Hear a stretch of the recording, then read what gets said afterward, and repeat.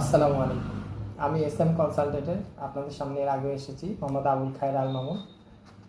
তো দেশের এই অবস্থার কারণে অনেক দিন ইচ্ছা ছিল অনেক ভিডিও বানানো নিজের কোম্পানি সম্বন্ধে, কিন্তু এখন যে সিচুয়েশন, আমি নিজের ব্যবসার ব্যাপারে বা নিজের কিছু বলবো না, আমি দেশের সার্বিক সর্বস্তরের হয়ে আমি কিছু পয়েন্ট সিলেক্ট করেছি, কিছু টপিকস আস্তে আস্তে আপনাদের কাছে সব ভিডিওগুলো পৌঁছাবে ইনশাল্লাহ, রিল আকারে 1 মিনিটের শর্ট ভিডিও।